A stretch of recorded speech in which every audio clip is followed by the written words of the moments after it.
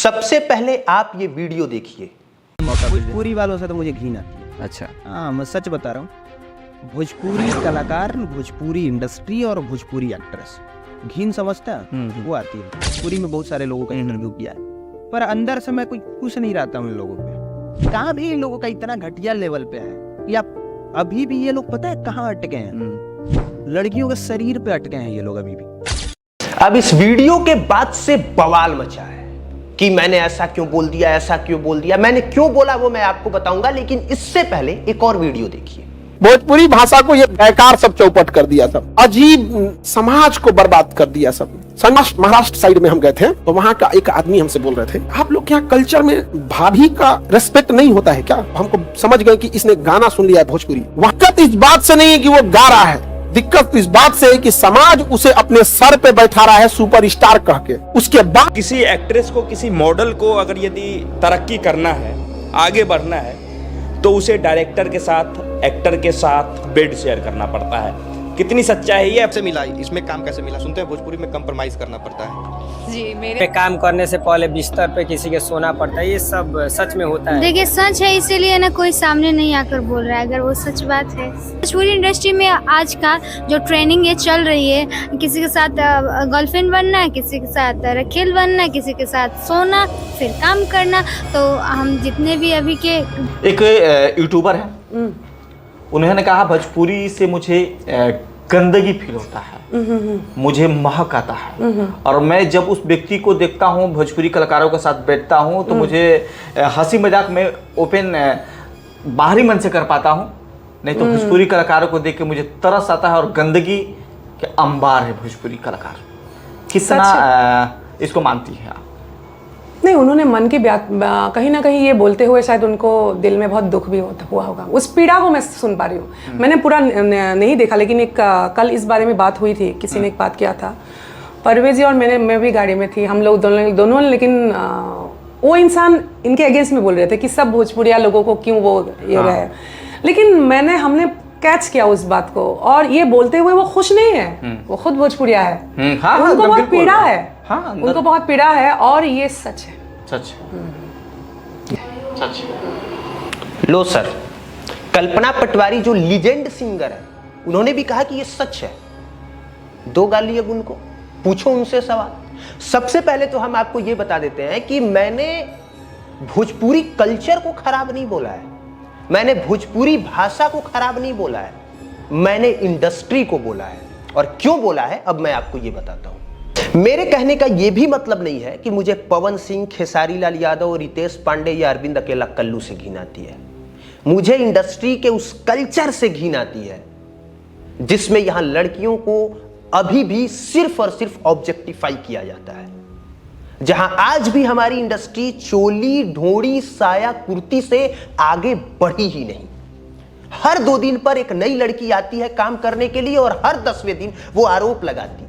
वो आरोप लगाती है कि मुझे कंप्रोमाइज करने को कहा गया, मेरा शोषण किया गया, मेरा गलत तरीके से यूज किया गया। वो स्क्रिप्टेड हो, वो प्री प्लान्ड हो, या वो झूठ हो, जो भी हो, पर ये हर चीज हमारे इंडस्ट्री में कंटिन्यू हो रहा है। एक गाना आता है तू खेतों में आई नहीं, और 10,000 गाने आते हैं तहरा चोलिए में अटकल परा। एक गायक गाना गाता है कि माहौल बदले वाला बा, पीछे से सब गायक माहौल बदलने लग जाते हैं। आपको लगता है ये भोजपुरी इंडस्ट्री छोड़ के किसी और इंडस्ट्री में होता है? आपको लगता है ऐसा होता है कि एक गायक गाना गा दे कि माहौल बदले वाला बा, पीछे से सारे गायक माहौल बदलने लग जाए? आपको लगता है ये बॉलीवुड इंडस्ट्री, पंजाब इंडस्ट्री या हरियाणा या साउथ इंडस्ट्री में ऐसा होता है? नहीं होता सर, बिल्कुल नहीं होता है। कोई भी पत्रकार जब किसी फीमेल एक्ट्रेस का इंटरव्यू करता है तो उसका पहला सवाल यही होता है, क्या इस इंडस्ट्री में काम करने के लिए सोना पड़ता है? और जब मैक्सिमम पत्रकार एक्ट्रेस से ये सवाल पूछ रहे हैं, इट मींस कि अगर कहीं धुआं दिखा है मतलब आग लगी है। और इस बात को आप नकार नहीं सकते। इस इंडस्ट्री में काम करने वाली लड़कियों को जिस हिकारत भरी निगाहों से देखा जाता है, क्या वो बताने की जरूरत है? यहां काम करने वाली लड़कियों को या एक्ट्रेस को जब तक से वो फेमस नहीं हो जाती तब तक से उन्हें बेबस, लाचार और पता नहीं क्या क्या समझा जाता है। क्या ये बताने की जरूरत है? इस इंडस्ट्री में अगर काम पाने के लिए सोना ना पड़ता तो क्या आपको लगता है कि हर दूसरे इंटरव्यू में पत्रकार या यूट्यूबर ये सवाल पूछते कि क्या काम पाने के लिए सोना पड़ता है? मतलब हमारी ये इंडस्ट्री इस बात के लिए भयंकर तरीके से बदनाम है। यहां जो लड़की जिसके साथ काम कर लेती है, लोग अपने दिमाग में इमेजिन कर लेते हैं। अब मैं ये बातें बोल रहा हूं तो आप बोलेंगे मेरी सोच छोटी है, पर हर आदमी यही देख रहा है, हर आदमी यही सोच रहा है, बस बोलने की उसके अंदर हिम्मत नहीं है। तो किसी ना किसी को तो बोलना पड़ेगा ना सर।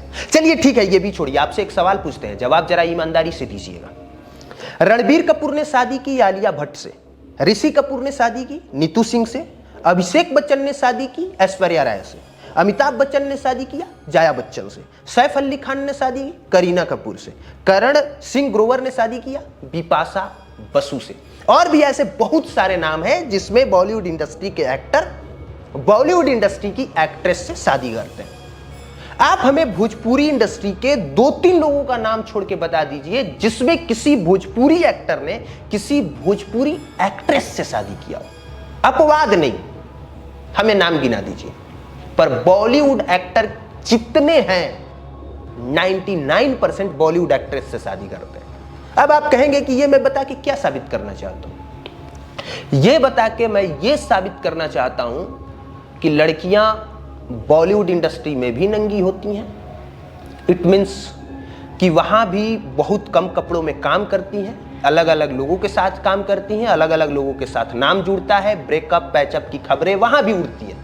लेकिन वहां पे काम करने वाली एक्ट्रेस को इज्जत भरी निगाहों से देखा जाता है। अगर इज्जत भरी निगाहों से ना देखा जाता तो अमिताभ बच्चन जैसा सुपरस्टार किसी एक्ट्रेस को अपनी घर की बहू ना बनाता, अपनी बीवी ना बनाता। अभिषेक बच्चन जैसा व्यक्ति जो इस खानदान से ताल्लुक रखता हो, ऐश्वर्या राय से कभी शादी ना करता। लेकिन हमारे इंडस्ट्री में ऐसा होता है क्या? किसी में हिम्मत है क्या कि वो किसी बॉलीवुड एक्ट्रेस को उठाए और उससे ब्याह कर ले? है एग्जाम्पल, मैं ऐसा नहीं बोल रहा नहीं है, पर वो कितने हैं सर? ये एग्जाम्पल ये बताने के लिए काफी है कि यहां काम करने वाली एक्ट्रेस को किन निगाहों से देखा जाता है। बात समझ में आई हो तो गहरी है, ना समझ में आई हो तो आप कह देंगे कि तू कर ले बिया, तू ही कर ले।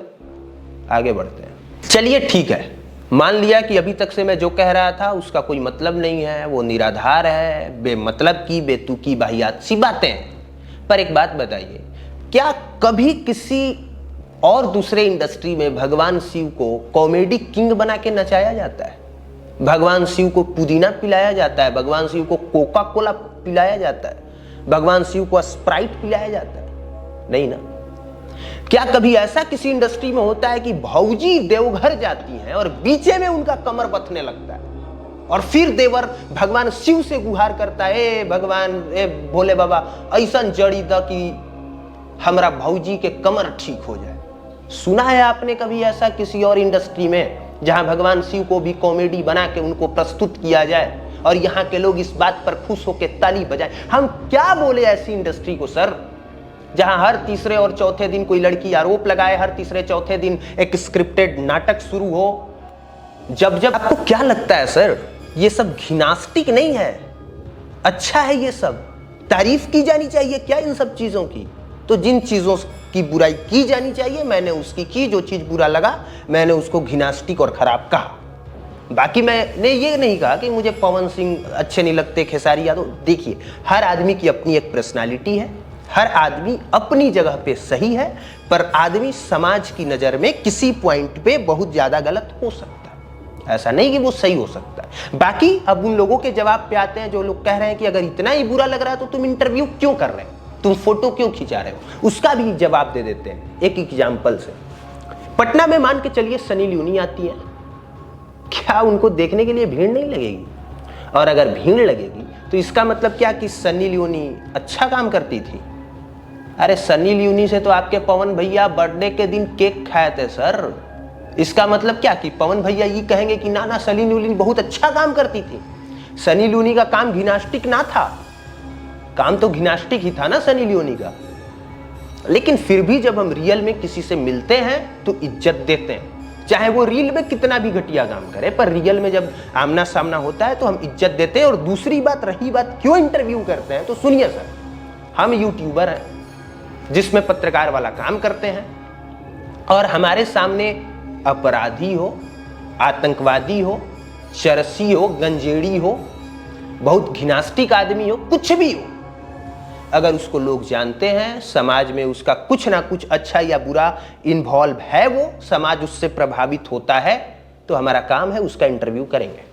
सनी लियोनी आएगी पटना में तो उसके साथ भी फोटो खिंचाएंगे और सनी लियोनी का भी इंटरव्यू करेंगे। अब उसके लिए आप ये नहीं कह सकते कि हम सनी लियोनी का इंटरव्यू कर रहे हैं, इसका मतलब हम सनी लियोनी से मिलकर खूब खुश हैं। नहीं भाई, स्टारडम है सनी लियोनी का, देखने के लिए भीड़ लग रही है, तो जब मौका मिला तो फोटो हम भी खिंचाएंगे, इंटरव्यू हम भी करेंगे। लेकिन पोस्ट पे हम ये तो नहीं लिख सकते कि सनी लियोनी कमाल की औरत है। सनी लियोनी जो हैं हम उनको वही कहेंगे ना।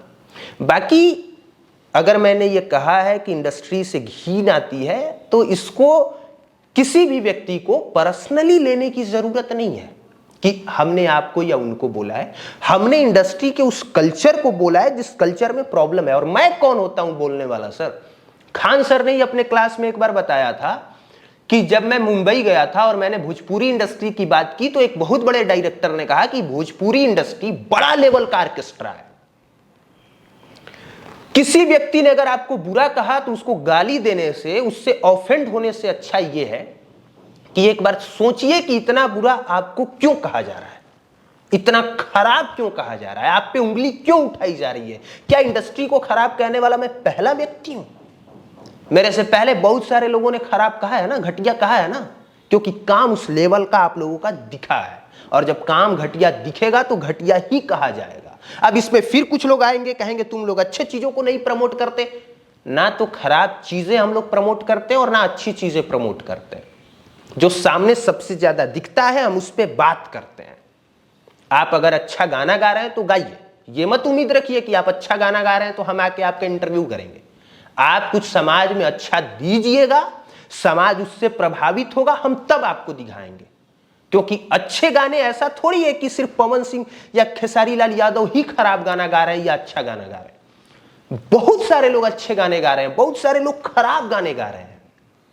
हम सबका इंटरव्यू नहीं कर सकते। जितने लोग अच्छे गा रहे हैं उन सबका भी नहीं कर सकते, और जितने लोग खराब गा रहे हैं हम उनका भी नहीं कर सकते। हम करेंगे उसका, या हम उस तक पहुंचने की कोशिश करेंगे जिससे ज्यादा से ज्यादा लोग प्रभावित हों, जिससे ज्यादा से ज्यादा लोग सुने, और तब हम उसको और ज्यादा एक्सप्लोर करने की कोशिश करेंगे और ज्यादा जनता तक ले जाने की कोशिश करेंगे।